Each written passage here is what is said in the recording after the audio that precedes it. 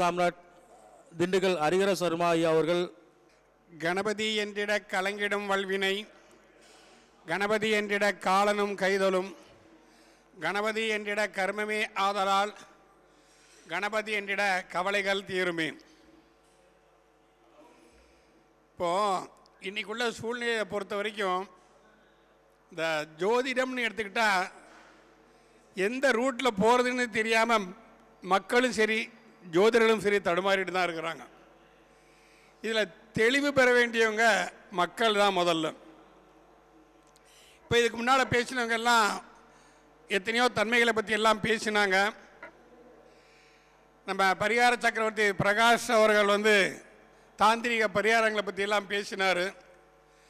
அந்த தாந்திரீக பரிகாரங்கள் அப்படிங்கிறதுனா செயல்படுத்தும் முறையில் முதலில் நாம் தேர்ச்சி பெற வேண்டும். அதற்கு நமக்கு வாக்குவன்மை கண்டிப்பாக வேணும்.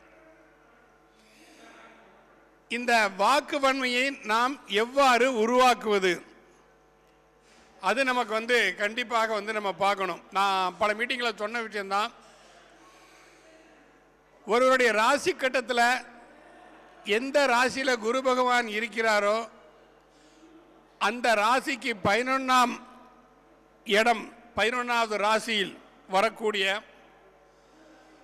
மத்தியில் வரக்கூடிய முழு நட்சத்திரத்திற்கு அதிபதியாகிய தேவதை எடுத்து வழிபட்டாலே உங்களுக்கு வாக்குவன்மை கண்டிப்பாக மேன்மையுறும். இது நான் பல சந்தர்ப்பங்களில் நான் சொல்லியிருக்கிறேன். இப்போ க்ஷேத்திர பலத்தை பற்றி பேசினாங்க. இந்த க்ஷேத்திர பலங்களில் மகாபாரத கதைகள் பல பேருக்கு தெரியும். இந்த மாதிரி துரியோதனன் நான் என்னைக்கு யுத்தம் பண்ணால் ஜெயிப்பேன் அப்படின்னு சொல்லி கேட்டதும், சகாதேவன் அதுக்கு அமாவாசை அன்னைக்கு நீங்கள் யுத்தத்தை நீங்கள் ஆரம்பித்தா உங்களால் ஜெயிக்க முடியும் அப்படின்னு சொல்லி அவர் சொன்னது இந்த கதைகள் எல்லாருக்குமே நல்லா தெரியும். இதில் பீமன் போய் தர்மத்தை சொல்கிறாப்புல, இந்த மாதிரி சகாதேவன் துரியோதனனுக்கு ஜெயிப்பதற்குண்டான ஒரு ரகசியத்தை சொல்லிட்டாரு.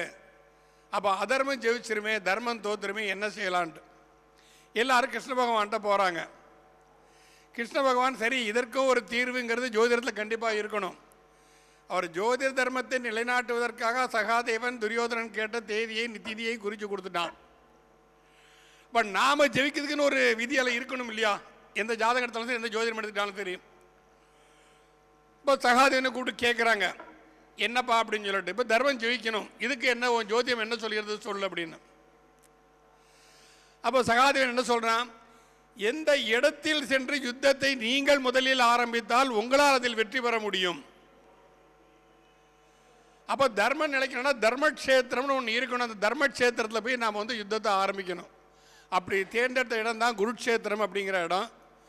அங்கே இந்த பிரபஞ்சத்தில் இருக்கிற அத்தனை ரிஷிகளும் வருஷத்துக்கு ஒரு தர்மம் நிலைநாட்டுங்கிறதுக்காக அங்கே ஹோமங்கள் யாகங்கள்லாம் பண்ணுவாங்க.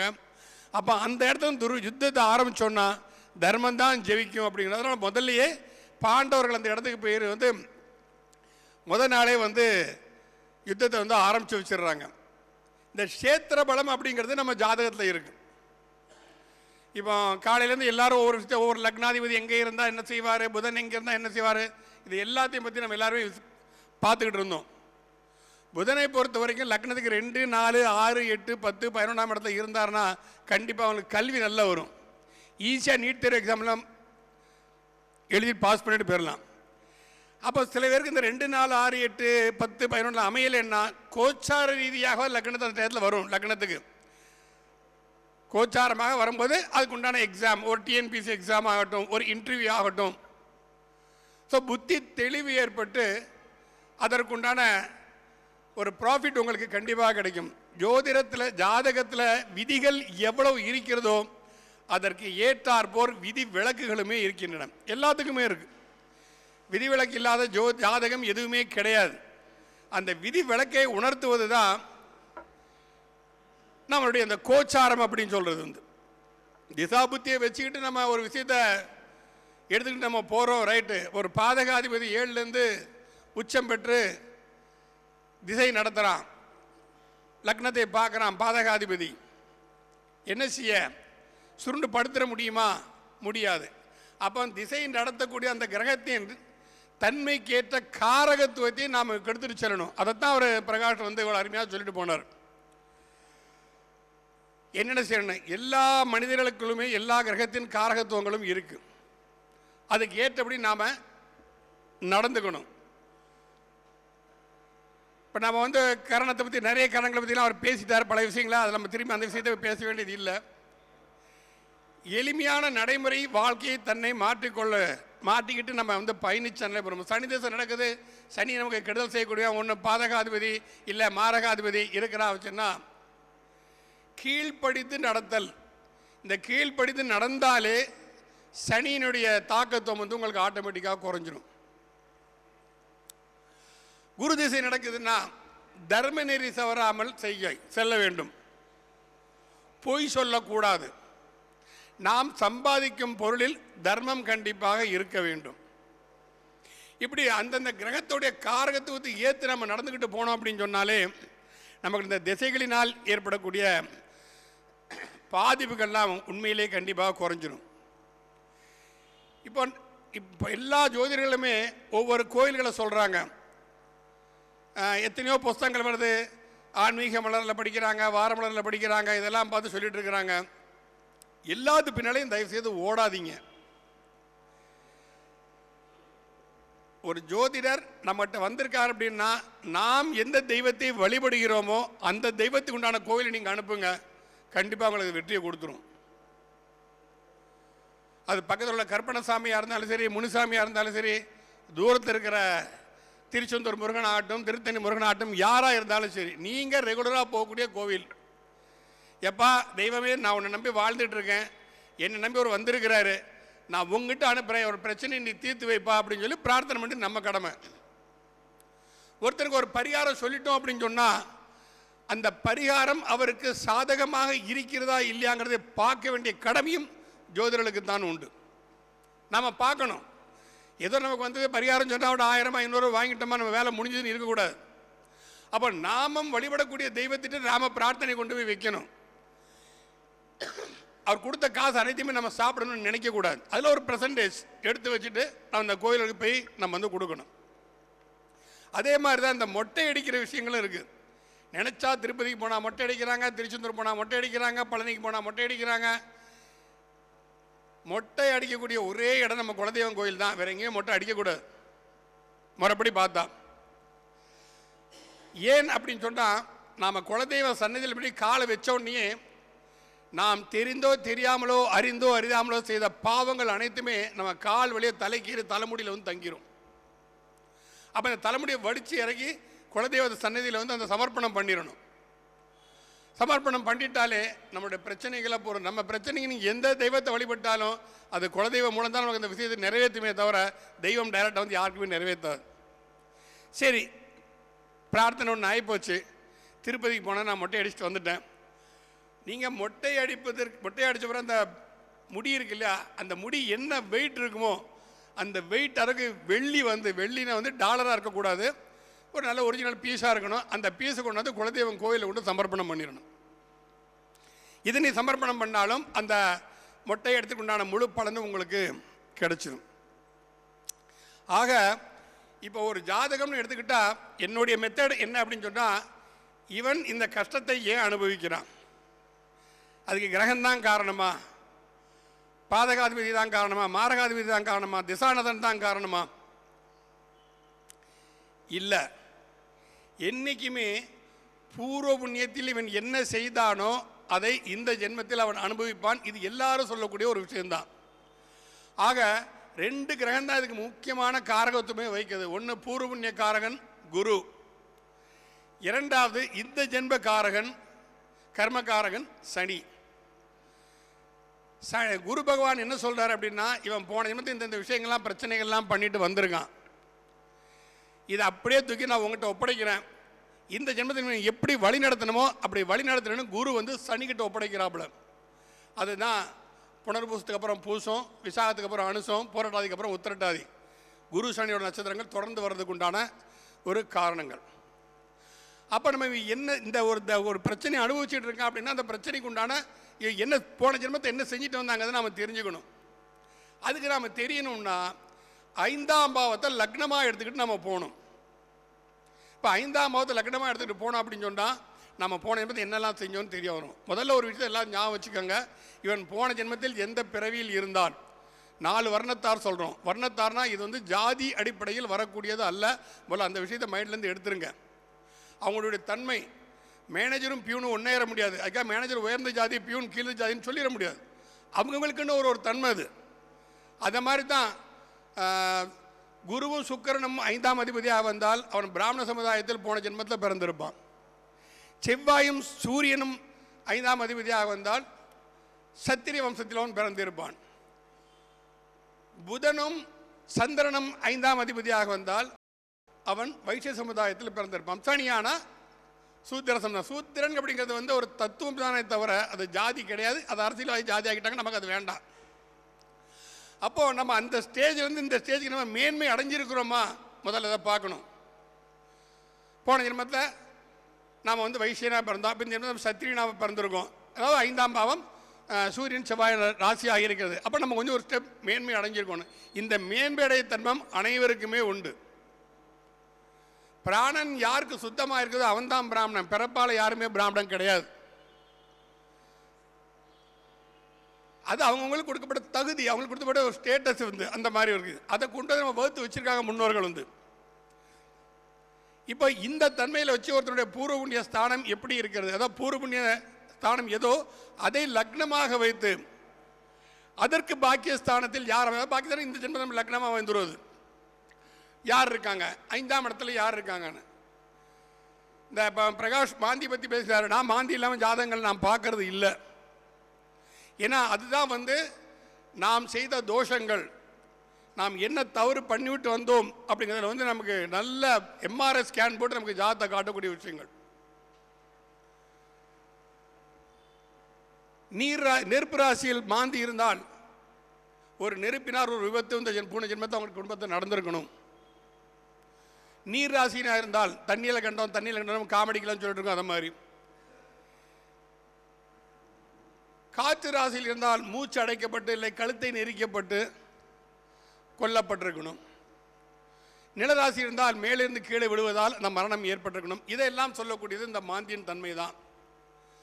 முதல் 10 டிகிரியில் ஒரு ராசியில் முதல் 10 டிகிரியில் மாந்தி இருந்துச்சுன்னா அது குழந்தைகளை துன்புறுத்திய ஒரு தோஷம். 2வது 10 டிகிரியில் இருந்துச்சுன்னா நடுத்தர வயதில் துன்புறுத்திய ஒரு தோஷம். 3வது 10 டிகிரியில் இருந்துச்சுன்னா முதியோர்களை துன்புறுத்திய ஒரு தோஷம். இதை பூராமே அந்த மாந்தி வந்து நமக்கு தெல்ல தெளிவாக காட்டிடும். அப்போ அதை வச்சு நீ இந்த தப்புகள் போன ஜென்மத்தை பண்ணியிருக்க, அதனால் அதுக்குண்டான தண்டனை இப்போ அனுபவிச்சுட்டு இருக்க. இப்போ வந்து 3வது 10 டிகிரி இருக்கா, பெரியோர்களை வணங்கு. வயசில் பெரிய யாரை பார்த்தாலும் அவருக்கு வணக்கம் சொல்லு. நீங்கள் வடநாட்டிலலாம் பார்த்துருக்கலாம், எந்த இடமா இருந்தாலும் சரி பாயிலாகும்னு சொல்லி கீழே தரலேருந்து கொண்டு கும்பிடுவாங்க. எந்த இடமோ ரயில்வே ஸ்டேஷனாக இருக்கட்டும், ரோடாக இருக்கட்டும், ஏர்போர்ட்டாக இருக்கட்டும், எங்கேனாலும் சரி கீழே வந்து கும்பிடுவாங்க, இல்லை தொட்டு கும்பிடுவாங்க. வந்து பார்த்துருக்கலாம் நீங்கள். அப்போ அந்த தன்மையுள்ளவங்களே நீங்கள் வந்து ஆதரித்து அவங்களுக்கு அனுசரணையாக நடந்து அவங்கள மதித்து பழகணும். அதுதான் தோஷத்தை தீர்க்கும். இப்போ 1, 4, 7, 10 கேந்திரம்னு சொல்கிறோம். 2, 8, 11, 6, 5 ஆமாம் 5, 2, 5, 8, 11 வந்து நாம் வந்து பணபரம்னு சொல்கிறோம். 3, 6, 9, 12 வந்து நம்ம ஆபோக்லீபம்னு சொல்லிட்டு இருக்கோம். இதை வந்து நான் என்னுடைய ஆங்கிள் என்ன பார்க்குறேன் அப்படின்னு சொன்னால், தாய் வழி தோஷம், தந்தை வழி தோஷம், சுயகர்மா. தாய் வழி கர்மா, தந்தை வழி கர்மா, சுயகர்மாங்கிற தனிப்பில் நான் வந்து பார்த்தீங்கன்னா எங்கே போனாலும் நான் பேசுவேன், பேசாமல் இருக்கிறதில்ல. இதுதான் மனதங்க சிக்கி திணறாங்கன்னு. 1ங்கிறது நாம, 4ங்கிறது நம்முடைய தாய், 7ங்கிறது நமது இல்லறம் வாழ்க்கை துணை, 10ங்கிறது நம்ம இல்லறத்தின் தாய். அப்போ 10ஆம் இடம் ஒருத்தனுக்கு இப்போ கல்யாணம் ஆகலைன்னு உங்கள் கண் முன்னால் வருதுன்னா அவனுக்கு பாருங்கள் கட்டாயம் 10ஆம் பாவம் கெட்டு போயிருக்கும். போன ஜென்மத்தினா மாமியாரால் கடுமையாக சபிக்கப்பட்டவனாகத்தான் இருப்பான். நீங்கள் எந்த ஜாதகம் சொன்னாலும் எடுத்து பரிசீலித்து பார்க்கலாம். நீங்கள் அவனுக்கு கல்யாணம் ஆகாது, வேலை வெட்டி இருக்காது, அப்படியே கல்யாணம் ஆனாலும் முன்னாடி அவன் கூட இருக்க மாட்டான். இந்த மாதிரி பிரச்சனைகள்லாம் நிறைய வரும். இது தாய் வழி கர்மம். இது பாருங்கள், நீங்கள் 1க்கு 1 10ஆம் பாவமாக வரும். 1க்கு 10 10ஆம் இடம், 10க்கு 10 7ஆம் இடம், 7க்கு 10 4ஆம் இடம். இது பூரா தாய் வழி கர்மான்னு சொல்லக்கூடிய விஷயங்கள். இந்த கர்ம வினையில் எந்த பாவம் நாம் பாதிக்கப்பட்டு இருக்கிறதோ அந்த பாவத்தின் காரகத்துவத்தை நாம் சிதைத்து விட்டு இந்த ஜென்மத்தில் பிறந்திருக்கிறோம்ங்கிறத நாம் முதல்ல உணரணும். இதை உணர்ந்தாலே அப்போ நம்ம என்ன தப்பு பண்ணிட்டு வந்திருக்கோம், இந்த ஜென்மத்தை தப்பு நம்ம பண்ணக்கூடாது. 4ஆம் இடம் கெட்டு போயிருக்கா, நம்ம தாயை ரொம்ப அவமதிச்சிருக்கோம், தாயை கொண்டு முதியோர் இல்லத்தை விட்டுருக்கிறோம், தாய்க்கு பிடிக்காத விஷயங்கள்லாம் செஞ்சுருக்கோம். அப்போ தாய் வழியில் உள்ள உறவுகளை, தாயை, வயதான பெண்களை, நம்ம ஒன்றும் இல்லை 2 வீலரில் போகிறோம், வயசானம்மா பஸ் ஸ்டாண்டில் வேர்த்து விருக்கு நிற்கிது, அம்மா உங்களுக்கு எங்கேம்மா போகணும், இந்த வழியில் தான் நான் போகிறேன், வாங்க உட்காருங்க, நான் கொண்டு விட்டு போகிறேன். இதெல்லாம் எவ்வளோ பெரிய தோஷத்தை தீர்க்கும் தெரியுமா? இப்படி பல விஷயங்களை நம்ம அனுபவத்தை நம்ம பார்த்துருக்கோம். இப்போ 1, 4, 7, 10 அதே மாதிரி தான். 10ஆம் இடம் கேட்டிருந்தா நல்ல மனைவி அமைய மாட்டா, மனைவின்னா கணவனும் அமைய மாட்டான், ஏதோ மனைவியோ கணவனோ ஏதோ ஒன்று. 7ஆம் இடம் இல்லறம், சரியான இல்லறம் நமக்கு அமையாது. அந்த இல்லறத்தினால் நாம் துன்புறுத்தப்படுவோம். நாம் மனைவியை துன்புறுத்தினா என்பதை நாம் மனைவியால் துன்புறுத்தப்படுவோம். அது மாறவே மாறாது. நீ எதை செய்யோ அதை தான் ரிட்டர்ன் நமக்கு வரப்போகுது. நாமளாக புதுசாக ஒன்று இதை கண்டுபிடிக்க முடியாத விஷயத்தில் இதை உணர்த்தக்கூடிய பாவம் என்று சொல்லப்போனால் 5ஆம் பாவம். இதே மாதிரி தந்தை வழி கர்மா. தந்தை வழி கர்மான என்ன? 3, 6, 9, 12. 9ஆம் இடம் தந்தை ஸ்தானம் தானே. அந்த 9ஆம் இடத்திற்கு 10ஆம் இடம் 6ஆம் இடம். 6ஆம் இடத்தை என்னெல்லாம் சொல்லும்? ருண ரோக சத்துரு ஸ்தானம் சொல்கிறோம். அப்போ உனக்கு வந்த வியாதி உன் தந்தையின் வழியில் வந்த வம்சத்தில் வந்த வியாதியா, இல்லை தந்தையினால் ஏற்பட்ட பூர்வீக சொத்து கடனா, இல்லை தந்தையினால் ஏற்பட்ட எதிரிகளா, வம்சமானாலும் உன்னை விடவே மாட்டான்டான்னு சொல்லிட்டு இருப்பாங்கல்ல. இது போகிற இந்த கர்மவிடியின் தாக்கம் பூரா நமக்கு வம்சத்தில் தான் வருது, நாம் புதுசாக எதையும் உருவாக்க போகிறது இல்லை. அப்போ அந்த இடத்த 9ஆம் இடத்திற்கு 10ஆம் இடம் 6, 10ஆம் இடத்திற்கு 6, 6ஆம் இடத்திற்கு 10ஆம் இடம் 3, 3க்கு 10ஆம் இடம் 12. இது தந்தை வழியில் கர்மானம். இந்த பாவங்களில் எந்தெந்த கிரகங்கள் கெட்டு போய் இருக்குது, இல்லை அந்த பாவ அதிபதிகள் பாதகாதிபதி நட்சத்திரத்தில் இருக்கானா, பகை கிரகத்தின் நட்சத்திரத்தில் இருக்கானா, சாதகஸ்தானத்தில் இருக்கானா. அப்போ எங்கேயாவது சாதகஸ்தானத்தில் இருக்கிறான் அப்படின்னு சொன்னால் அதை நம்ம இன்னும் டெவலப் பண்ணணும். இல்லை பாதக நட்சத்திரம் இருக்கான்னு சொன்னா தேடி கண்டுபிடிங்க, குலதெய்வம் எங்கேன்னு தேடி கண்டுபிடிங்க, அப்பாட்ட கேளுங்க. எப்பா முன் ஜென்ம எல்லாம் தெரியாது, நம்ம பங்காளிகள் எங்கெங்கெல்லாம் இருக்காங்க நான் எல்லாத்தையும் பார்க்கணும். பங்காளிகள்லாம் ஒன்று சேருங்க, ஒரு புதிய உறவை உண்டாக்குங்க. நீங்கள் உங்களுக்கு இந்த தந்தை வழி கர்மா ஆட்டோமேட்டிக்காகவே தீர்ந்துடும். இதெல்லாம் நம்ம பார்க்கணும். 3ங்கிறது முயற்சி ஸ்தானம், 6ங்கிறது வியாபாரம், எல்லாத்தையும் நம்ம சொல்லிட்டு போகலாம். ருணவ சத்ருஸ்தானம்னு. 9ங்கிறது பித்திரு ஸ்தானம் ஆகிறது. 12ங்கிறது விரயஸ்தானம். 12ங்கிறது மோட்சம்னு எடுத்துக்கிட்டிங்கன்னா அது எதில் மோட்சம்? இறக்கிறது ஒன்று தான் மோட்சமா? கண்டிப்பாக இல்லை. நோயிலிருந்து மோட்சம், கடனிலிருந்து மோட்சம், துன்பத்திலிருந்து மோட்சம், சொத்து பிரச்சனை மோட்சம், எல்லாத்துமே மோட்சம் தான். மோட்சம் என்ற வார்த்தைக்கு விடுதலைங்கிறதா பேரே தவிர மோட்சம்னா இறக்கிறது நினைக்கூடாது. ஆக மொத்தம் 9, 10, 11, 12 இந்த 4 ராசியுமே பூர்வ புண்ணிய கர்மகாரகன் குரு, இந்த ஜென்ம கர்மகாரன் சனியினோட கையில் இருக்குது. அப்போ இந்த சனி குருவையும் நாம் சரியாக நம்ம பயன்படுத்திட்டு போகணும். சனி பகவான் என்ன சொல்கிறாரு? அமைதியாக இரு, 1000 கோடிக்கணக்காக சொத்து இருக்கலாம், கீழே உள்ளவங்களே மதித்து நட, நான் தான் இவனுக்கு வேலை கொடுத்தேன்னு சொல்லாதீங்க, உன்னுடைய நான் எடுத்துக்கிறேன், உன்னுடைய உழைப்பினால தான்ப்பா நான் இந்த முன்னேறிட்டு இருக்கேன்னு அப்படி சொல்லி பழகுங்க. நீங்கள் தாராளமாக சொல்லலாம். வேலைக்காரங்கிட்ட உழைப்பாளி ஒன்று இல்லைன்னா ஒருத்த முதலாளி ஆகவே முடியாது. அப்போ உழைப்பாளிக்கு அவன் நன்றி செலுத்தணும். அந்த நன்றி செலுத்தினால்தான் சனி பகவானுடைய பிரச்சனைகள் பூரா தீரும். இதெல்லாம் தான் இந்த தாந்திரிக பரிகாரங்கள் சொல்லிட்டு இந்த பிரகாஷ் பேசிட்டு போனது இருக்கு. சரி, குருன்னு எடுத்துக்கிட்டேன்னா போதிக்கும் தன்மை, அனைவருக்கும் சரிசமமாக போதனை பண்ண வேண்டும், ஏற்றத்தாழ்வு பார்க்கக்கூடாது, குழந்தைகளை துன்புறுத்தக்கூடாது. குருவோடு பாந்தி சம்மந்தப்பட்டான நிச்சயமாக குலதெய்வத்தை கோவிலில் பிரச்சனை பண்ணியிருப்பான், இல்லைன்னா குழந்தைகளை பிரச்சனை பண்ணியிருப்பான். இது மாறவே மாறாது. மாந்தி எந்த நட்சத்திர சாரத்தில் இருக்கிறதோ அந்த நட்சத்திராதிபதியின் காரகத்துவம் கண்டிப்பாக கெட்டுரும். உதாரணமாக சுக்கிரனோட நட்சத்திரம் இருந்தால் சுமங்கலி பெண் அந்த குடும்பத்தை கொண்டு கண்டிப்பாக இறந்துருக்கணும், அவர் பிறப்பதற்கு முன்னால். ஏன்னா நம்ம பிறக்க முன்னால் என்ன சொல்லித்தா அதுதான் நம்ம ஜாதகம் நமக்கு காட்டும். ஜாதகர் வந்திருக்கிறாரு, சிம்பிளாக எடுத்த உடனே அந்த ஜாதகத்தை பார்த்தா இந்த ஜாதகம் தேருமா தேராதாங்கிறதுக்கு சிம்பிள் வழி. சந்திரன் ஏறிய நட்சத்திரம் லக்னம் ஏறி நட்சத்திரம் பாதகமாக வரக்கூடாது, சாதகத்தாரையாக வரணும். அப்படி பாதகமாக வந்துருச்சுனாலே பிரச்சனையான ஜாதகம். ஓப்பனாக பேசிடலாம், நீ கடுமையான முயற்சி பண்ணிட்டு தான் இருக்கணும், வாழ்க்கையை புறம் உனக்கு போராட்டமானதான், இதை நீ காம்ப்ரமைஸ் பண்ணி பழகு, குலதெய்வ வழிபாடு பண்ணு, பெரியவர்களை மதித்து நீ நட. இந்த தன்மைகளை நம்ம சொல்லிட்டு போனாலே போகிறோம். அவன் பாட்டு அவன் காம்ப்ரமைஸ் பண்ணிட்டு போவான். சம்பந்தமே இல்லாமல் திடீர்னு காசு வந்திருக்கு, இது வரைக்கும் நான் எதிர்பார்க்கல, திடீர்னு எனக்கு ஒரு 10 லட்ச ரூபா எனக்கு வந்திருக்குது, என் ஃப்ரெண்டு ஒருத்தன் கொடுத்துருக்கான், நீ வட்டி எனக்கு தர வேண்டாம், எப்போ தெரியா பந்தா நல்ல தொழில் செஞ்சு பழகுங்கிறான். நாம் பாட்டு இறங்கிட்டோன்னா அந்த 10 லட்சம் உங்களை 50 லட்சம் கடனாளியாக மாற்றி விட்ரும். ஃப்ரெண்டுக்கு ஃப்ரெண்ட்ஷிப்பும் போயிடும், கடனுக்கு கடனும் ஏறிடும். இதை உணர்த்துவதெல்லாம் தான் இந்த கிரகங்கள்னு சொல்லக்கூடியது. நம்ம வந்து இது செய்யலாமா செய்யக்கூடாது, இந்த காசை வாங்கலாமா வாங்கக்கூடாது. இந்த தொழில் பாவத்தை பற்றி பேசும்போது சொல்லியிருந்தாங்க. இப்படி அந்த மாந்தியின் காரகத்துவத்தை நம்ம எடுத்து பார்க்கணும் போல. எந்த ராசி இருக்குது, நீர் ராசியா, நெருப்பு ராசியா, காற்று ராசியா, நில ராசியா, சரமா, ஸ்திரமா, உபயமா, இது எல்லாம் ராசி கட்டத்தை வச்சே நம்ம வந்து ஜாதகத்தை சொல்லிடலாம். மாறவே மாறாது, தப்பவும் தப்பாது. அதுக்கு மேலே யாராவது தெரிஞ்சுன்னா அஷ்டவர்க்க பறவைகளில் போனீங்கன்னா 1, 3, 6, 10 இந்த 4 பாவத்துடைய இதை நீங்கள் கூட்டினீங்கன்னா, பரல்களை கூட்டினா மினிமம் 125 இருக்கணும். டோட்டல் வந்து 153 இருக்கணும். இது உபஜயஸ்தானம்னு சொல்கிறோம் நம்ம. சாரி, 3, 6, 10, 11, 1, 3 இல்லை, 3, 6, 10, 11. இது உபஜயஸ்தானம். அந்த உபஜயஸ்தானத்தின் பறல்கள் 153 வரும். 153 பறல்கள் டாட்டா பரலாக கூட இருக்காது, கம்மியாக தான் இருக்கும். நான் 145 வரைக்கும் நான் பார்த்துருக்குறேன். 125 இருந்துச்சுன்னா அதுக்கு மேலே இருந்துச்சுன்னா அவன் கண்டிப்பாக உழைப்பில் முன்னேறுவான், போராட்டமாக போராடி முன்னேறுவான் சொல்லிடலாம். அது கீழே இருந்துச்சுன்னா தேவையில்லாமல் கடன் வாங்கி செலவு பண்ணி சிக்காத, எச்சரிக்கை பண்ணிடலாம்.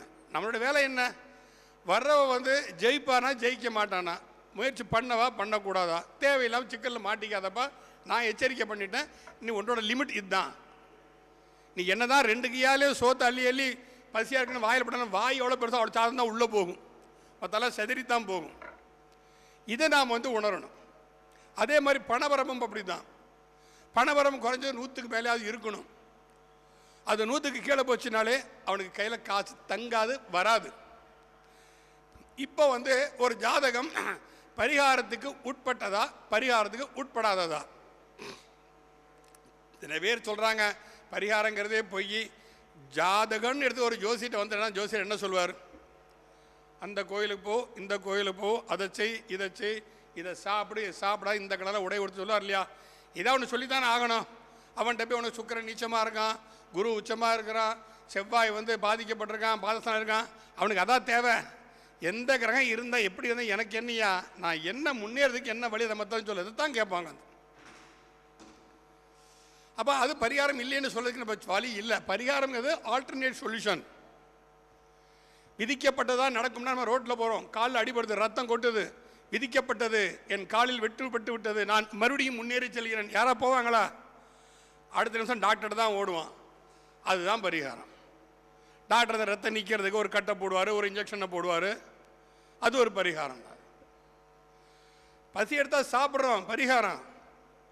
மானத்தை மறைக்க உடலை துணி போட்டுக்கிறோம், பரிகாரம். நம்ம எப்படி வந்தால் அப்படியே இருந்து போகலாமே, எதுக்கு இந்த துணிமணிகள்லாம்? ஒரு ஆல்டர்னேட் சொல்யூஷன் நம்ம வச்சுருக்கோம் இல்லையா? இதை போய் பரிகாரம் இல்லைன்னு சொல்லி கேலியும் கிண்டலும் பண்ணுறதெல்லாம் இன்றைக்கி கொஞ்சம் அதிகரித்து வந்து விட்டுருங்க, அதை பற்றி நமக்கு தேவையில்லை. இப்போ ஒரு ஜாதகம் எடுத்துக்கிட்டா இது பரிகாரத்துக்கு உட்பட்டதா பரிகாரத்துக்கு உட்படாததா அப்படின்னு ஒரு கணக்கு இருக்குது. இந்த 27 நாமயோகங்கள் எல்லாருக்குமே தெரியும், கேட்டிருப்பீங்க. அந்த 27 நாமயோகங்களில் 13 நாமயோகம் வந்து அசுப நாமயோகம்னு சொல்கிறது. இந்த யாரோ ஒருத்தர் சோபனம் நாமயோகம் அப்படியே சொன்னார். இந்த சோபனம் நாமயோகம் ஜென்மையில் கண்டிப்பாக மனைவியை சேச்சிருப்பான்னு அர்த்தம். இந்த ஜென்மத்தை அவனுக்கு இல்வாழ்க்கை இனிக்காது. அந்த 13 நாமயோகத்தை ஒருத்தர் பிறந்து லக்ன புள்ளி 20 டிகிரிக்கு மேலே விழுந்தா அவன் ராஜராஜ சோழனோட பெரிய கோயிலே கட்டி கும்பாபிஷேகம் பண்ணாலும் அவங்க பிரச்சனை தீராதவனுக்கு. அதுக்கெல்லாம் பரிகாரம் சொல்லி நம்ம பேரை கெடுத்துக்கூடாது. என்ன சொல்லிடணும் அவங்ககிட்ட வந்துட்டா, நம்ம என்ன செய்யணும், 108 பிரதோஷ வழிபாடு நீ பண்ணுன்னு சொல்லி விட்டுருணும். 9 வருஷம் ஆகுமே, என்ன செய்ய, ஆகட்டும், என்ன செய்ய. டாக்டர் ஒரு நாளைக்கு 3 வேளைக்கு 3 மாத்திரை, 9 நாளைக்கு 3 நாளைக்கு 9 மாத்திரை கொடுக்குற, 9 மாதம் மொத்தமாக சாப்பிட முடியுமா? அந்த 9 வேளை தானே நம்ம சாப்பிட்றோம். நீ அந்த மாதிரி 120 சுற்றி பாருப்பா, உனக்கு அதான் வழி வழி வேறு வழி இல்லைன்னு சொன்னோம். சிவன் நினச்சா என்ன வேணாலும் பண்ணுவான். அதில் நம்ம என்டர் ஆக வேண்டிய அவசியம் கிடையாது. முதல் 10 டிகிரியில் லக்னப்புள்ளி விழுந்துருங்க. இந்த 13 நாமயம் எந்த நாமயத்தை பிறந்தாலும் முதல் 10 டிகிரியில் லக்னப்புள்ளி விழுந்துருந்துச்சுன்னா அவனுக்கு ஆட்டோமேட்டிக்காக காலம் போக போக வந்து அவனுடைய பிரச்சனைகள் தீந்துடும். திசாபுத்தி மாறும்போது தீந்துடும். வேறு திசை வந்தாலும் கெடுதல் அதிகமாக பண்ணாது. 2வது 10லேருந்து 20 டிகிரிக்குள்ளே 2வது 10 டிகிரிக்குள்ளே லக்னப்புள்ளி விழுந்துருச்சு அப்படின்னு சொன்னால் கொஞ்சம் கடினமான பிராயச்சித்தங்கள் பண்ணணும். இந்த பாத யாத்திரை போகிறது, அழகு குத்துக்கிறது, பெரிய பெரிய யாகங்கள் ஹோமங்கள்லாம் செய்கிறது, இதெல்லாம் செஞ்சால் தான் அவன் பிரச்சனை தீரணும். சாதாரண தீரும். எல்லாத்துக்கும் எளிய பரிகாரம்லாம் நடக்கவே நடக்காது. ஒருத்தனுக்கு அடைப்பு வந்து ஆன்ஜியோ பார்த்து பைபாஸ் சர்ஜரி பண்ணணும்னு சொல்லி படுக்க வச்சுருக்கான். அவனை போய் நீங்கள் அனாசின் மாத்திரை சாப்பிடு சரியாக போகும், சாரிடன் சாப்பிடு சரியாக போனால் எப்படி சரியாக போகும்? அவனுக்கு பைபாஸ் சர்ஜரி பண்ணணும்னா பண்ணித்தான் தீரணும். ஆக எல்லாத்துக்குமே எளிய பரிகாரம் சொல்லி பரிகாரத்தை கேலியாக்கி வச்சுட்டு இருக்கிறாங்க எல்லாருமே. அது அந்த ஜாதகம் என்ன உணர்த்துது? இப்போ கொலை செஞ்சுட்டு வந்து ஒருத்த மன்னிப்பு கேட்குறான் அப்படின்னு சொன்னா அவனுக்கு சீசை விட்டுற முடியும். ஒரு உயிரை எடுத்திருக்கான் இல்லையா? என் வாழ்க்கையில் நடந்த ஒரு விஷயம், ஒரு 15 வருஷத்துக்கு முன்னால் உள்ள விஷயம். ஒருத்தர் என்கிட்ட வந்து சொன்னான், சாமி நான் ஒருத்தரை கொலை பண்ணணும், நேரம் குறித்து கொடுங்க, நான் அந்த கேஸில் சிக்கக்கூடாது, என்ன செய்ய முடியும்? ஜோசியர் தானே, நேரம் குறித்து கொடுக்கணுமா இல்லையா? என்ன செய்ய முடியும்? நான் 2 நிமிஷம் யோசித்தேன். எப்பா நான் எப்போ சிவபெருமான் தான் வழிபாடு பண்ணுவேன். ஏன்னா எனக்கு குரு சிம்மத்தை இருக்காப்புல, 11ஆம் ராசி வந்து மிதுனம், அதில் மத்திய ராசி திருவாதிரைக்கு அதிபதி சிவன் வழிபாடு நான் பண்ணிக்கிட்டு தான் இருக்கேன், எப்பவுமே பண்ணுவேன். சிவாய நமவென்று சிந்தி திருப்போருக்கு அபாயம் ஒரு நாளும் இல்லை, ஏனே என் பாதம் போற்றி பணிகின்றேன்னு சொல்லாமல் ஒரு நாளையும் நான் தோக்கிறதில்லை. என்ன செய்யணும்? டக்குனே மைண்ட் ஒரு ஐடியா தோணுச்சு. நான் சொன்னேன், ஒரு 2 வரி ஒரு மந்திரம் எழுதி கொடுப்பேன். டெய்லி 1000 தடவை 10 நாளைக்கு சொல்லு, 11 நாளைக்கு நான் வேலையை பார்த்துக்கிட்டேன். அவனுக்கு காயத்ரி மந்திரம் எழுதி கொடுத்தேன். ஓம் போர் பவஸ்வக தத்சவித்ருவரேண்யம் பர்கோ தேவசிதிமி தியோ யோன பிரச்சோதியான்னு அந்த காயத்ரி மந்திரத்தை எழுதி கொடுத்து சிவன் கோயிலில் உட்காந்து டெய்லி 1000 தடவை சொல்லுவேன். கஷ்டமான விஷயமா என்ன? நீ பண்ண போகிறதுனா சாதாரண விஷயமா பண்ண போகிற? கொஞ்சம் கூட கஷ்டத்தை அனுபவிக்க மாட்டியா? கஷ்டமெல்லாம் எப்படி ஒரு வெற்றி பெற முடியும்னு 10 நாள் ஜபம் பண்ணான். அதுக்கப்புறம் என்ன நடந்தது எனக்கு தெரியாது. ஒரு 15-20 நாள் கழிச்சு நான் ஒரு நாள் ரோட்டில் போகும்போது அவனை சந்தித்தேன். என்னை பார்த்தோன்னு நின்றுட்டான். 2 வீலரில் போய்ட்டு தான் நின்றுட்டான். சாமி வணக்கம்ண்ணா. அப்பா நீ அன்றைக்கி என்கிட்ட, ஆமாம் சாமி நான் தான் வந்தேன், என்ன பாச்சுவன் பிரச்சனை அப்படின்னா, போய் தொலைகிறா, அவனுக்கு கொலை செஞ்சு எனக்கு என்ன கிடைக்கு வந்து எண்ணமே மாறிடுச்சுன்ட்டான். அந்த மந்திரத்தின் பவர் அவனோட எண்ணத்தையே மாற்றி விட்டுடுச்சு. இதை மாதிரி சில விஷயங்களை சில ஆலயங்களுக்கு நம்ம அனுப்பி அவனுடைய செயல்திறன்களை வந்து மாற்றணும். இப்போ செவ்வாய்க்கிழமை அன்றைக்கின்னா பாருங்கள், பாதிக்கப்பட்டவன் யாராக இருந்தாலும் செவ்வாய்க்கிழமை அன்றைக்கி அவன் இன்றைக்கா நீ எப்படியா போட்டு தள்ளணும், அவனை அடிக்கணும், இந்த வெறி வரத்தான் செய்யும். அதே மாதிரி பெண்கள் பின்னால் சுற்றுறானா வெள்ளிக்கிழமை அன்றைக்கி பாருங்கள், அவனுக்கு இந்த பெண்களோட தன்மை வரத்தான் செய்யும். ஆனால் குருவோட தன்மை மாத்திரம் யாருக்கும் வராது. இந்த கிழமைகள் தன்னோட வேலைகளை கரெக்டாக வச்சது காரணம் ஏன்? 6-7 யமகண்டம் குரு வர ஆரம்பிக்கக்கூடிய காலகட்டத்தில். சரி, 6-7 யமகண்ட காலத்தில் ஒரு நல்ல காரியம் செய்யலாமா கூடாதா? குருவோட மகன் தான் யமகண்டன். இந்த 6-7 குரு வரையில் யமகண்டமும் வேலை செய்யாது. இதெல்லாம் நம்ம வந்து நூல்களில் 1000 விஷயம் கொடுத்துருக்குறாங்க, பஞ்சாங்கத்தில் பல விஷயங்கள் கொடுத்துருக்குறாங்க. நாம் வந்து அதில் என்ன எடுக்கணுங்கிறது நாம் உணர்ந்து நாம் சிந்தித்து செயலாற்றணும். அதுதான் ஜோதிடருடைய வேலை. அந்த ஜோதிடங்கிற தன்மையே அதுதான் அவங்களுக்கு வரும். எல்லாமே வந்து புட்டு லட்டு மாதிரி எடுத்து கொடுத்துட மாட்டாங்க. அதே சமயத்தில் ஒரே பாதையில் போகணும். அந்த ஜோதிடர் சொன்னால் நல்லா இருக்கு, இந்த ஜோதிடர் சொன்னால் நல்லா இருக்கு, இவருடைய இவர் விதிய வகுப்பு பண்ண நல்லா இருக்கு, எல்லாத்தையும் கேளுங்க. உங்கள் மனசு என்ன சொல்லுது அதை மற்றரை நீங்கள் செய்யுங்க. அதுக்கு இறை வழிபாடு கண்டிப்பாக வேண்டும். அதுக்கு ஒரு உபாசனை தெய்வத்தை நீங்கள் கண்டிப்பாக எடுத்துக்கணும். எல்லாருமே ஒரு உபாசனை தெய்வத்தை எடுத்துக்கணும். அதுன்னது எந்த ராசியில் குரு இருக்கானோ அதுக்கு 11 ராசியில் மத்தியில் வரக்கூடிய முழு நட்சத்திரத்துக்கு உண்டான தெய்வத்தை எதையோ அதை எடுத்து நீங்கள் வழிபாடு பண்ணுங்கள். ஒரு 1 லட்சம் ஜபம் பண்ணுங்க. எல்லாம் சும்மா அறவரி தான் வரும். ஓம் கம் கணபதியே நமக முடிஞ்சது ஒரு ட்ரிப்பு. அஸ்த நட்சத்திரம், அதாவது விருச்சிகத்தில் யாருக்கு குரு இருக்கானோ அவங்க கன்னி ராசியில் வந்து அஸ்த நட்சத்திரம் கணபதி ஓம் கம் கணபதியே நமக ஓம் கம் கணபதியே நமகன்னு ஒரு லட்சம் ஜபம் பண்ணுங்க. ஒரு நாளைக்கு 10,000, 10 நாளைக்கு. அந்த 10 நாளைக்கு வந்து நீங்கள் எந்த வேலை வெட்டியும் பார்க்கக்கூடாது, சம்பாத்தியம் பார்க்கக்கூடாது, வீட்டு விளக்கான பெண்கள்கிட்ட சாப்பிடக்கூடாது, கையால் சாப்பிடக்கூடாது, சுத்தமாக இருக்கணும். அதுக்கு நான் 10 நாளை வெதுக்கிட்டு அது பண்ணுங்கள், ஜெபம் பண்ணுங்கள். நீங்கள் 1 லட்சம் அப்புறம் பண்ணுங்கள். உங்களை நீங்கள் பேச வேண்டாம், நீங்கள் வாய் அசைச்சா போகிறோம், கிரகங்களும் ஆயிருந்து பேசணும். இதெல்லாம் நாங்கள் நிறைய அனுபவத்தை உணர்ந்துருக்கோம். இன்றைக்கி ஆன்மீகத்தை பற்றி பேசுகிறாங்க எல்லாருமே தவிர ஆன்மீக வழியில் செய்கிறதுக்கு பெரிய பெரிய ஜோதிடர்களே தயங்குறாங்கிறத விட ஒரு பெரிய ஜோதிடர் சொல்லிட்டு இருக்காரு, ஆன்மீகத்திற்கும் ஜோதிடத்திற்கும் சம்பந்தம் இல்லை. பேசுகிறாங்க, தெரியல இங்கே எங்கேருந்து கற்றுக்கிட்டு வந்தாங்கன்னு தெரியல. அப்போ கிரகங்கிறது என்ன? எல்லா கிரகங்களுமே நமக்கு உதவுவதுக்காகத்தான் இந்த உலகத்தில் படைக்கப்பட்டன இறைவனால், கெடுதல் பண்ணதுக்கு அல்ல. கெடுதல் எப்போ பண்ணுது? நீ பண்ண தப்புக்கு உனக்கு பனிஷ்மெண்ட் கொடுக்குது. அப்போ அந்த எந்த தப்பு நீ பண்ணிட்டு வந்திருக்கீங்கிறத உணர்த்துறதுக்கு உண்டான தகுதியை ஒரு ஜோதிடன் கையில் ஆண்டவன் கொடுத்துருக்கான். நம்ம அதைத்தான் நம்ம வந்து பார்க்கணும். கிரக வழிபாடு எல்லாரும் பண்ணுங்க. ஒரு ஜாதத்தை கையில் எடுத்தோம்னா ஆதித்யாம் அம்பிகாம் விஷ்ணும் கணநாதம் மகேஸ்வரம் பஞ்ச தெய்வான் ஸ்மரே நித்தியம் சர்வாபிட்டு சித்தி, ஒரு 2 வரி மந்திரம் தான் அது. இந்த 5 தெய்வங்களே வணங்கி இந்த ஜாதத்தை நான் வந்து தொடரேன்னு சொல்லி பிரார்த்தனை பண்ணிட்டு எடுங்க. அந்த ஜாதத்தை உங்களுக்கு ஆட்டோமேட்டிக்காக மனசில் தோணும். நீங்கள் அதை போட்டு கேல்குலேஷன் போட்டுக்கணும் அவசியமே இல்லை. இப்போ அவர் சொன்னார், நான் எதுவுமே கேல்குலேஷனே பண்ணுறதில்ல, பேனா பேப்பரே தொடர்றது இல்லைன்னு. சரி, ஜாதகம் பொய்யோ தப்போ சரியோ நமக்கு தெரியாது. வர்ற நேரத்தை கணக்கு பண்ணி ஒரு ஜாதத்தை எடுங்க. அதில் எப்படி லக்னம் எடுக்கிறது? கோச்சாரம் போகிற எல்லா கிரகங்களுக்கும் தெரியும்.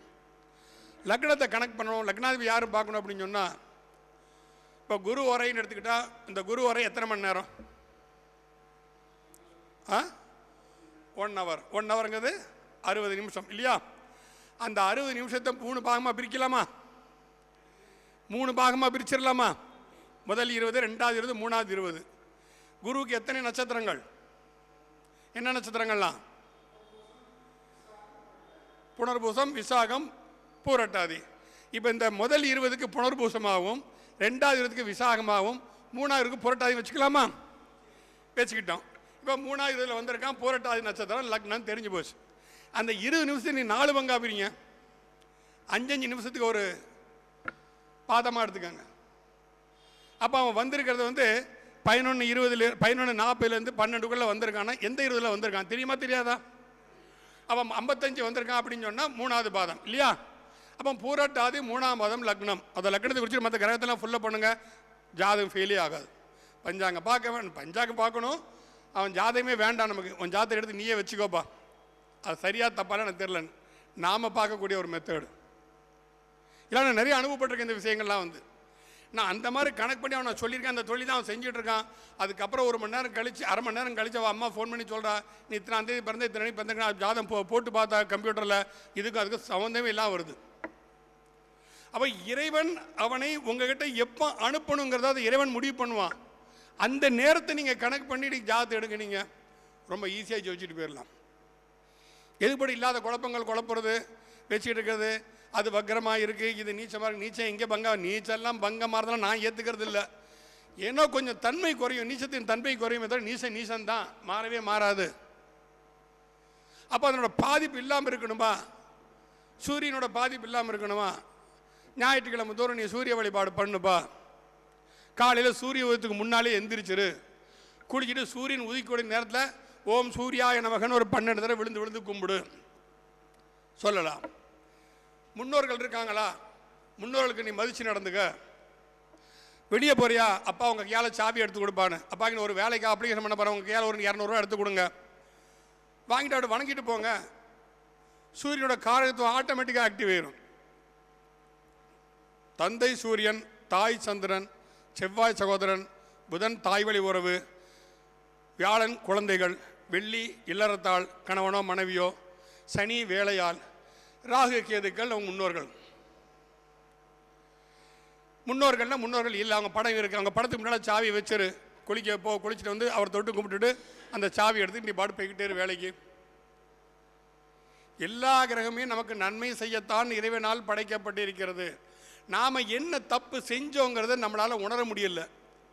அதை உணர்த்தக்கூடியது ஜோதிடம், ஜாதகம். அந்த ஜாதகத்தின் பூர்வ புண்ணியஸ்தானம் சொல்றது 5ஆம் இடம். அந்த 5ஆம் இடத்தை லக்னமாக கொண்டு நீங்கள் அந்த அதே ஜாதகம் தான், அதே கிரகங்கள் அப்படியே இருக்க போகுது. நீங்கள் கிரகத்தில் எதையும் மாற்றவே வேண்டாம்.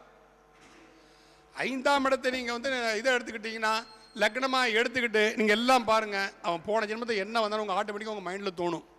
கேளுங்க, இல்லைப்பா உங்கள் வீட்டில் ஒரு சுமங்கலி பெண் இறந்துருக்கா, தெரியல சாமி, நீ பிறக்கிறதுக்கு முன்னால் அப்பா இருக்காரனா ஃபோன் பண்ணி கேளு.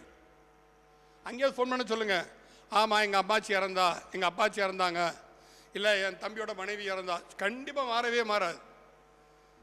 மாந்தியோட திருகோணத்தை சுக்கிரன் இருந்தா. இது இதுவரைக்கும் மாறினதே இல்லை, மாறவும் மாறாது. செவ்வாய் இருந்தால் சகோதரனால் பாதிக்கப்பட்டிருப்பான், இல்லை சகோதரனுக்கு பாதிப்பை கொடுத்திருப்பான், நிலம் சம்பந்தப்பட்ட பிரச்சனையை கொடுத்திருப்பான்.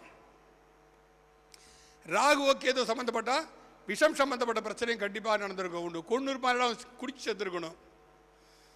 ஏதாவது ஒரு வகையில் அவங்க வீட்டில் துர்மரணம் கண்டிப்பாக நடந்திருக்கணும். இது மாறவே மாறாது. இது 9 கிரகங்களும் ராவணனால் அடைக்கப்பட்ட போது எந்த கிரகத்துக்கு இதுக்கும் கட்டுப்படாமல் வெளியே உலாவந்திருந்த ஒரே இது மாந்தி தான். அந்த மாந்தி உருவானதுக்கு அப்புறம் தான் இந்திரஜித்துக்கே மரணம் வந்தது. மரணத்தின் தேதி நிச்சயிக்கப்பட்டது மேகநாதனுக்கு, ராவணனுடைய மகனுக்கு. அப்போ சுதந்திரமாக இருந்த அந்த கிரகத்தை நம்ம எல்லாம் விட்டுட்டோம். தமிழ்நாட்டுக்கு மாந்தி பொருந்தாது, கேரளாவுக்கு தான் மாந்தி பொருந்தது. கேரளாக்குன்னு ஒரு தனி பிரபஞ்சமாக இருக்கு. அறிய வேண்டியதை நம்ம அறியாமல் விட்டுட்டு போயிருக்கோம். திரும்ப இதெல்லாம் வந்து ஒரே ராசி கடத்து அம்மூட்டு விஷயத்தை நான் சொல்லிடலாம். நான் சொன்ன அத்தனை விஷயமே ஒரே ராசி கடத்து சொல்லிடலாம். இதுக்கு அப்பால் பட ஏதாவது சொன்னால் நீங்கள் யாராவது கேட்க முடியுமா? கேட்குறீங்களா? நான் பதில் சொல்கிறேன். அதுக்கு ராசி கட்டம் தான் வந்து ஒரிஜினல். மற்றது எல்லாமே அதுக்கப்புறம் அதனுடைய ஜெராக்ஸ் தான். நவாம்சம் வேணும். ஏன் வேணும் அப்படின்னா அந்த எந்த நட்சத்திர சாரத்தில் அது எந்த கிரகம் இருக்குன்னு தெரிஞ்சுக்கிறதுக்கு தான். ஆமாம். இப்போ உதாரணத்துக்கு ஒரு ஜாதகம் சொல்ல, ஒருத்தர் மேஷ லக்னம். மேஷ லக்னத்துக்கு பாதகாதிபதி சனி அந்த லக்னத்துக்கு 7ஆம் இடத்தை உச்சம் பெற்று உட்கார்ந்துருக்கார். சனி திசை நடக்குது. அவர் நிலைமை எப்படி இருக்கணும்? அந்த சனி சுகஸ்தானத்தையும் பார்க்குது, சுகஸ்தானாதிபதி சந்திரனையும் பார்க்குது. அவன் நிலைமை எப்படி இருக்கணும்?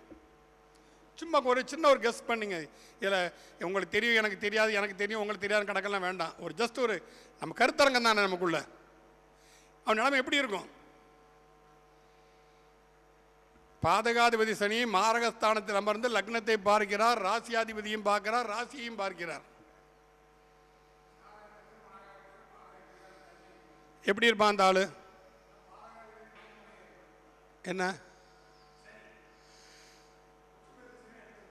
இங்க என்ன நடந்துச்சுன்னா, அந்த சனி பகவான் விசாகம் 3ஆம் பாதத்தில் இருக்கிறார். அவருடைய ராசி என்ன? தனுசு. பாக்கியஸ்தானத்து சந்திரன் உட்காந்துருக்கான், சுகஸ்தானாதிபதி.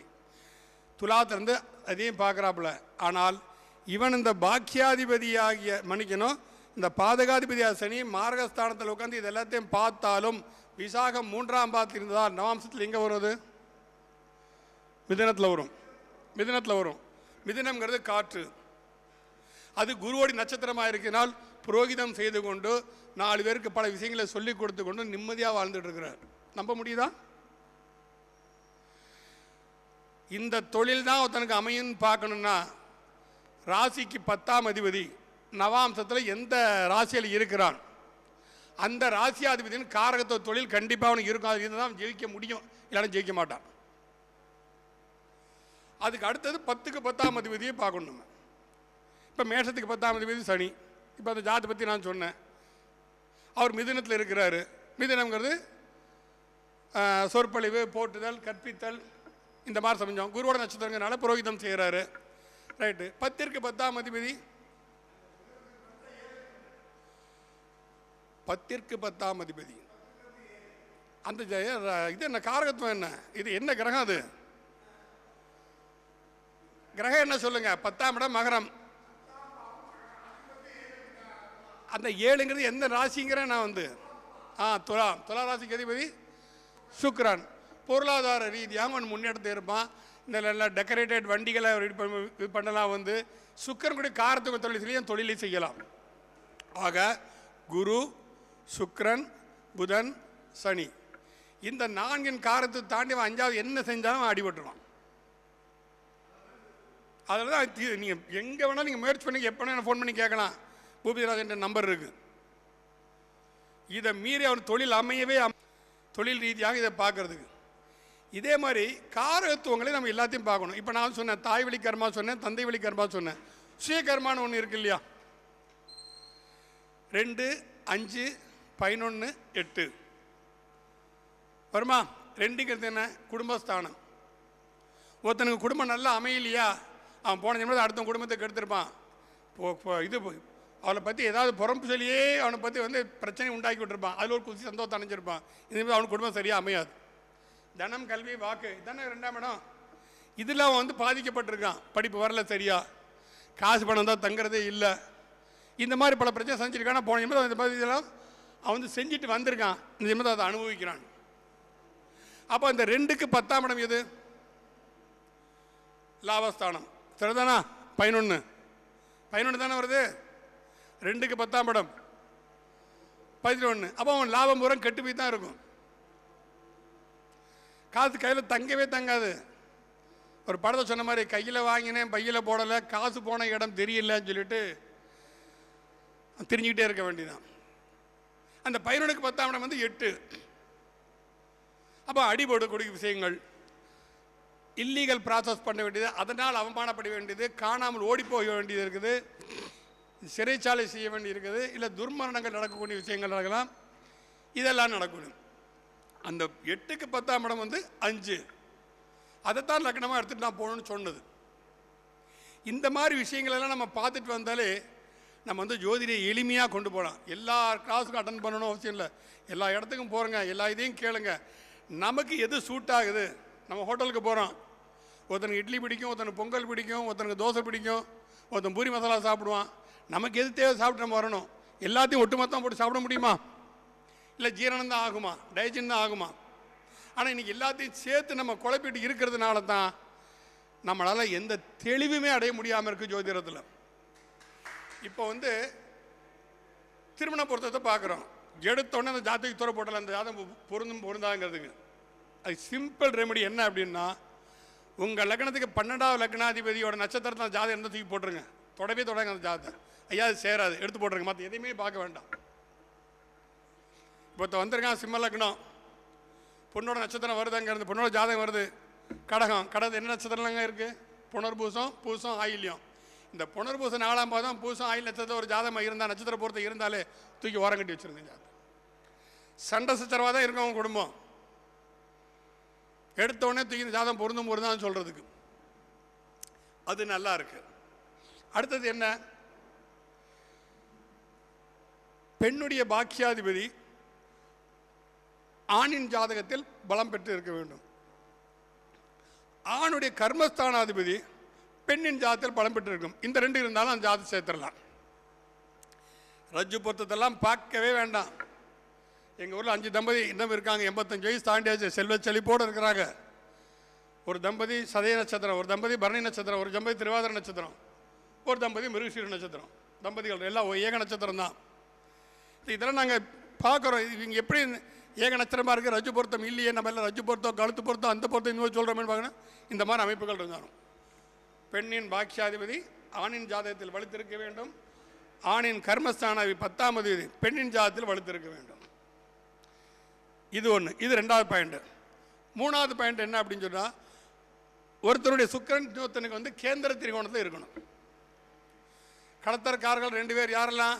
செவ்வாய், சுக்கிரன். இவங்க 2 பேருமே ஒருத்தனுடைய செவ்வாய் இன்னொருத்தருக்கும், ஒருத்தனுடைய சுக்கிரன் இன்னொருத்தருக்கும் 2 பேருமே கேந்திர திரிகோணங்கள் இருந்தால் அந்த ஜாதகமும் சிறப்பாக இருக்கும். அதை விட்டுப்போட்டு சஷ்டாசக தோசை இருக்குது, செவ்வாய் 7ல் இருக்குது. ஏன் செவ்வாய் ஒருத்தனுக்கு 7ல் இருக்குது, கடுமையான தோஷம் சொல்கிறோம். பெண்ணுக்கு வந்து செவ்வாய் ஆட்சி பலத்தில் இருக்குது, சேர்த்தா செவ்வாய் பாதிப்பு வராது. அந்த பொண்ணுடைய மாங்கல்யம் இவனை சேர்த்து கொண்டு போயிடும். ஏன்னா அவருக்கு செவ்வாய் ஆட்சி பலத்தில் இருக்குது, செவ்வாய் அவளுக்கு உச்சத்தில் இருக்குது. ஆனால் அதை விட்டு போட்டு இதுக்கு செவ்வாய் இருக்குது, அதுக்கு செவ்வாய் இல்லை. செவ்வாய் இல்லாமல் எங்கே போகும்? 12 ராசியில் ஒரு ராசியில் செவ்வாய் இருக்கத்தானே செய்யும். இல்லாமல் எப்படி போகும்? ஆயில் நட்சத்திரம் மாமியாருக்கு ஆகாது. இப்போ ஆயில் நட்சத்திரத்தை பற்றி சார் பேசியிருந்தார்னு நினைக்கிறேன். ஆயில் நட்சத்திரம் உள்ளவங்களுக்கு ஒரு ஸ்பெஷல் குவாலிட்டி இருக்கும், ஒரு தனிப்பட்ட திறமை ஒன்று இருக்கும். அதில் முதல் திறமை வந்து சாப்பாடு செய்யும். வீட்டுக்கு வந்தால் சமைச்சு போடுவா. மருமக வந்திருக்கா பூசா சமைச்சு போடுறா. மாமனார் மாமியார் புருஷன் எல்லாரும் உட்காந்துருக்காங்க, நல்லா அன்பா பரிமாறுறா. இவர் சும்மா இருப்பாரா? சும்மா நம்ம இத்தனை வருஷமா நீ வடித்து கொட்டிட்டீங்க, உன் மருமக பாரு நீ எவ்வளோ அழகாக சமைச்சிருக்கான் பாரு. மாமியார் சுருன்னு ஏறுமா யாராதான்? ஒன்று அவளுக்கு மருமக வேண்டாதவளை ஏறுவா. ஏன்னா கிச்சன் தானே மெயின் டிபார்ட்மெண்ட்டு. வகை குறிச்சியே சாப்பாடு போட்டால் அந்த குடும்ப பிரச்சனையே வராது இன்றைக்கும். ஆனால் இதுக்கு நம்ம என்ன சொல்கிறோம்? ஆயில நட்சத்திரம்னா மாமியாருக்கு ஆகாது. இப்படி இடைப்பட்ட காலங்களில் ஜாதகத்தின் தன்மையவே, காரகத்தின் தன்மையை, கிரகங்களின் தன்மையை, நட்சத்திரம் எல்லாத்தையுமே இதை ஒழிக்கணுங்கிற நோக்கம் செஞ்சுட்டாங்க. ஜோதிடத்தை யாராலையும் ஒழிக்க முடியாது. அது தன்னிடத்தில் ஸ்ட்ராங்காக இருக்குது. எத்தனை பேர் வரட்டும், எத்தனை பேர் மாற்றி மாற்றி சொல்லட்டும், அது தன்னிடத்தில் ஸ்ட்ராங்காக இருக்குது. தன்னை அது எப்படி காப்பாற்றணும் காப்பாற்றிக்கும். ஜோதிடத்தில் உரைக்க வேண்டியது உரைக்கக்கூடாதுன்னு ஒரு சப்ஜெக்ட் இருக்குது. தசரதன் வசிஷ்டர், குலகுரு வசிஷ்டர்கிட்ட ராமருக்கு பட்டாபிஷேகம் செய்யணும், நாள் குறித்து கொடுங்கிறார். வசிஷ்டர் நாள் குறித்து கொடுக்குறார். ஏன் வசிஷ்டர் முக்காலும் உணர்ந்த ஞானி, பிரம்மாவின் புதல்வன். அவருக்கு தெரியாதா என் பட்டாபிஷேகம் நடக்காது, 15 வருஷம் காட்டுக்கு போகிறான்ட்டு? தெரியும். இருந்தாலும் குறித்து கொடுத்தான். காரணம் ஏன்? இவன் ராமன் காட்டுக்கு போனால் தான் ஒட்டுமொத்த ராட்சச வம்சத்தை அழிக்க முடியும். இவன் ராஜபரிபாலனை பண்ணால் தன் நாட்டை காப்பாற்றி பார்ப்பான். பொது சேவை எதுவும் நடக்காது. அப்போ தன்னுடைய சுய வருமானமா பொது வருமானமானு பார்க்கணும். சுயநலமாக பொது நலமானு பார்க்கும்போது ராமனது ஒரு அவதார புருஷன். இவனால் உலகமே காக்காற்றப்பட வேண்டும். வாய் மூட்டு குறித்து கொடுத்துட்டார் டேட்டு. ஆனால் நடக்கலை. 15 வருஷம் காட்டுக்கு தான் போனார். அதுக்கா வசிஷ்டருக்கு ஜோதிடம் தெரியாதுன்னு சொல்லிடுறதா? எதை உரைக்க வேண்டும், எதை உரைக்கக்கூடாது யோசிக்கணும். எனக்கு பட்ட அனுபவம் 25 வருஷத்துக்கு முன்னால் ஒரு விஷயம். ஒரு ஹஸ்பண்ட் ஒய்ஃப் வந்திருக்காங்க, ஜாதத்தை கொடுத்தாங்க, பையனோட ஜாதத்தை. அந்த பையனோட ஜாதத்தை பார்த்தா இவனுக்கு அப்பா இருக்கக்கூடாது நான் சொல்கிறேன். எனக்கு ஒரு ஆர்வ கோளாறு. அப்போ ஆர்வ கோளாறு நான் சொன்ன, இந்த பையனுக்கு அப்பா இருக்கக்கூடாதுன்னு சண்டைக்கு வந்துட்டான். அந்த அம்மா அந்த ஆள் சண்டைக்கு வந்துட்டார். நான் கல் மாதிரி இருக்குன்னு எப்படி இருக்கக்கூடாதுன்னு சொல்லிட்டேன்ட்டு. ஏம்மா உனக்கு எனக்கு பங்காளி சண்டையாக என்ன? ஜாதகத்தை உள்ளதை நான் சொல்கிறேம்மா கேட்டுக்கும். அப்போ தான் அந்த பொண்ணு அந்த அம்மா சொல்லிச்சு, இல்லையா நீங்கள் சொல்கிறது உண்மைதான். இந்த பையன் என் கருவில் இருக்கும்போது என் கணவர் ஆக்சிடெண்ட்டில் இறந்துட்டார். இவருக்கு விவரம் தெரிஞ்சுதான் எனக்கு கல்யாணம் பண்ணிக்கிட்டாரு. ஆனால் இந்த விஷயம் எங்கள் 2 பேர்தான் இன்றைக்கி வரைக்கும் வேறு யாருக்கு தெரியாது. இன்றைக்கி நீங்கள் சொல்லியிருக்கீங்க. அப்புறம் அந்த சமாதானம், சாரி சார் மன்னிச்சுக்கோங்க, நான் ஏதோ ஒரு அவசரத்தை பேசிட்டேன்னு. அன்றைக்கி தான் நான் உணர்ந்துக்கிட்டேன், எல்லாத்து உண்மையும் சொல்லக்கூடாதுங்கிறது நான் புரிஞ்சுக்கிட்டேன். பல விஷயங்கள் ஜோதி நமக்கு உணர்த்தும். அதனால் ஒரு பிரச்சனை வருதா, அது சொல்லாமல் இருக்கிறது தான் புத்திசாலித்தனம். அப்போ ஜோதிடர் எந்த அளவு அவர் தன் வாக்குவன்மையை மேன்மை கொண்டிருக்கிறார், எந்த அளவு இறை வழிபாட்டில் நாட்டமாக இருக்கிறார், எந்த அளவு அவருடைய தன்மைகள்லாம் அவருடைய டிசிப்ளின்லாம் எப்படி இருக்குது, இதை பார்த்துட்டு போகணும். இதில் இப்போ எந்த மக்கள் பார்க்க ஆரம்பிச்சுங்க, இந்த ஜோதிட்டு போனால் ராசி நமக்கு அந்த ஜாதக ராசி நல்லா ஒத்து வருது, எனக்கு அதில் நல்ல பொருத்தம் வருது, அந்த ஜாதகம் அவர் என்ன சொன்னாலும் எனக்கு நடக்குதுன்னு ஜோதிடர் பார்க்கறதுலேயே ராசி பார்க்க ஆரம்பிச்சிட்டாங்க ஆட்கள்லாம் நிறைய. அது இப்போ படிலாம் பார்க்கக்கூடாது. ஒருத்தரை நம்புங்க, முழுமையாக நம்புங்க, செலெக்ஷன் பண்ணுங்க, அவர் சொன்ன வழிகளை பின்பற்றுங்க, எளிமையான ஆலயங்களுக்கு செல்லுங்க. நீங்கள் எல்லாத்தையும் பிரச்சனையை தீர்க்கிறதுக்கு தான் ஆண்டவர் இருக்கான். கிரகங்கள் தன் கடமையை செய்யும். அந்த கடமையிலேருந்து காப்பாற்றக்கூடிய தன்மையை இறைவன் தன் கையில் வைத்திருக்கிறான். அந்த தெய்வத்துக்கு உண்டான வழிபாடை நீங்கள் பண்ணினீங்கன்னா, எல்லா கிரகத்துக்கும் ஒரு தேவதை இருக்குல்ல, அதி தேவதை பிரதிதி தேவதைன்னு இருக்கு இல்லையா? அப்போ அந்த தேவதைகிட்ட ஒப்படைச்சிருங்க. நான் தப்பு பண்ணிட்டேன், தெரியாமல் பண்ணிட்டேன், மன்னிப்பே கிடையாதா, தண்டனை ஒன்று தான் தீர்வா? இப்போ தண்டனை ஒன்று தான் தீர்வு அப்படின்னு சொன்னால் உலகத்தில் யாருமே எதுவுமே நல்ல விஷயங்களே செய்ய மாட்டாங்களே. நன்மை செய்துக்கு இந்த ஒரு மனோதைரியம் வேணும் இல்லையா? அப்போ அந்த தெய்வம் அதுக்கு உண்டான வேலையில் காட்டும். கங்கையில் குளித்தா பாவம் போயிருமான்னா பாவம் போயிருமா? கங்கையில் குளித்த உடனே கண்டிப்பாக போகாது. குளிச்சுட்டு அதுக்கப்புறம் நீ எந்த பாவம் பண்ணாமல் அப்போ தான் பாவம் போகும். அதுக்காக நான் போய் கங்கையில் குளிச்சுட்டேன், இன்றைக்கி ராமேஸ்வரம் 22 கிணத்துலையும் குளித்தேன், அக்னி தீர்த்தத்தில் குளித்தேன், காவேரியில் குளித்தேன், துலாசனம் பண்ணிட்டேன், இதனால் இந்த பிரச்சனையும் தீரப்போ ஒரு பிரச்சனையும் தீராது. ஒரு தம்பதிகள், நாங்கள் இந்த மாதிரி தீர்த்த யாத்திரை போகிறோம் ஐயா, நீங்கள் எங்களுக்கு குருவாக இருக்கிறீங்க, வாங்க உங்களையும் நாங்கள் கூப்பிட்டு போகிறோம், எல்லாம் எங்கள் செலவில் உங்களை எல்லாம் நாங்கள் எல்லாம் மரியாதையோடய பார்த்துப்போன்னு சொல்லி ஒரு பெரியவரை கூப்பிட்ருக்காங்க. அவர் கையில் ஒரு பாவக்காய் தூக்கி கையில் கொடுத்துட்டாரு. இந்த பாவக்காய் எல்லா நதியிலையும் குளிப்பாடி கொண்டு வா பண்ணிட்டாரு. இவனு போயிட்டு வந்தான், எல்லா நதி தீர்த்தத்துலேயும் அந்த பாவக்காய் முக்கி வந்து கொடுத்தான். குடிச்சு கடிச்சுப்பார் அப்படின்னாரு. கடிச்சான், கசக்குது, எப்படி இருக்குன்னு, இனிக்குதான்னாரு. இல்லை இனிக்கல, கசக்குதுன்னா. ஒரு பாவைக்காய் தன் குணத்தை மாற்ற முடியலையே இந்த புண்ணிய நதிகள், எப்படா உன் குணத்தை மாற்றும் அப்படின்னாரு. நீயா மாறினா தான் உண்டு, நீ திருந்தணும்.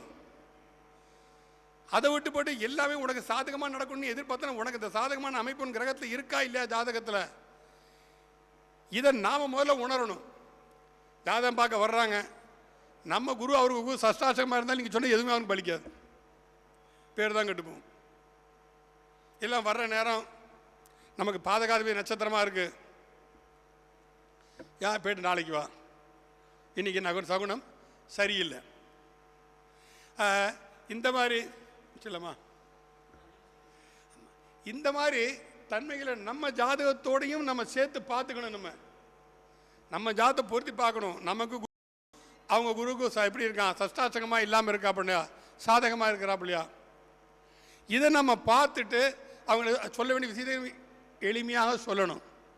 எடுத்தோடனே அவனு உனக்கு பித்ருதோஷம் இருக்குது, 9 பாந்தி இருக்குது, அது சூரியனோட சம்மந்தப்பட்டிருக்கு, உங்கள் அப்பா அப்படி பண்ணியிருப்பார் இப்படி பண்ணியிருப்பார், ராமேஸ்வரத்துக்கு போங்க 40,000 செலவாகும் 50,000 செலவாகும், திலகோமம் பண்ணணும். பிரயோஜனமே இல்லை.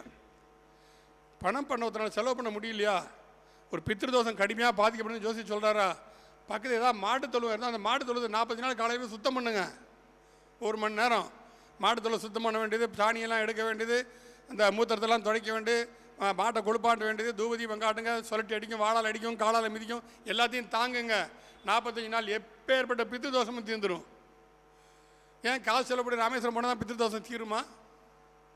இல்லை. இதை மாதிரி எல்லாத்துக்குமே ஒரு ஆல்டர்னேட் சொல்யூஷன் இருக்குது. இன்றைக்கி எத்தனையோ வகுப்பு நடத்துகிறாங்க, ஆனால் பலன் சொல்லும் விதம் அப்படின்னு சொல்லிட்டு யாருமே கிளாஸ் எடுக்கிறது இல்லை. ஒரே மாதிரி ரிசல்ட் பரிகாரம்னு சொல்லிட்டு இன்றைக்கி லட்சக்கணக்காக அடிக்கிறாங்க காசு. அதே மாதிரி தப்பு. இல்லாதவன் என்ன செய்வான், கடன் வாங்கி ஒரு பூஜை செஞ்சால் அந்த பூஜைக்கு பலன் இல்லை, கடன் வாங்கி பரிகாரம் செஞ்சால் அந்த பரிகாரத்துக்கும் பலன் இல்லை. எதுக்கு பண்ணுறீங்க? இதுக்கு மேலே கடனுக்கு மேலே இருந்தால் கடன் ஏறும். நம்மளால் என்ன முடியும் அதை தான் நாம் பண்ணணும். நம்மளோட கோடிக்கணக்காக சொத்து இருக்கா, சனி திசை நடக்குதா, கையில் வாட்ச் கட்டாத, கையில் மோதிரம் போடாத, எளிமையாயிரு, சிம்பிளாயிரு, அதுதான் சனிக்கு பிடிக்கும். கேதுவால பிரச்சனையா, அன்னதானம் பண்ணுற இடத்துல போய் சாப்பிடு, கோயிலில் போய் அன்னதானம் நடக்குது இல்லை, அங்கே போய் சாப்பிடுங்க. நீங்கள் அங்கே போய் கூச்சப்படாதீங்க. நீங்கள் இல்லை ஒரு நாள் ஃபுல்லாக வீட்டுக்குள்ளே அடைஞ்சு கிடங்க, ஒரு ஜன்னல் வழியே சாப்பாடை கொடுக்க சொல்லுங்கள். வீட்டில் ஜெயில் கேதி மாதிரி ஒரு நாள் இருங்க, கேதுவோட பிரச்சனை சால்வ் ஆகும். இப்படி எத்தனையோ வழிகள் இருக்கின்றன. வரக்கூடிய காலகட்டங்கள்லாம் மறுபடியும் சந்திக்கலாம். நம்ம மறுபடியும் பல விஷயங்களை பற்றி இதை பற்றி பேசலாம். எளிமையான விஷயங்களை முதல்ல விதி விளக்குகளை தெரிஞ்சுக்கிட்டு நீங்கள் ஜோதிடத்தை கையில் தொட்டிங்கன்னா நிச்சயம் உங்களால் வெற்றி பெற முடியும். நன்றி, வணக்கம். நல்லதொரு சிறப்பான கருத்துக்களை பதிவு செய்த நம்ம இந்த 123வது கருத்தரங்க தலைமை தாங்கி சிறப்பாக நடத்தி கொடுத்த ஜோதிட சாம்ராட் திண்டுக்கல் ஹரிஹர சர்மா ஐயா அவர்களுக்கு நம்ம சனிவாழ்க குணசேகரன் ஐயா அவர்கள் பொன்னாடை போற்றி கௌரவிப்பார்.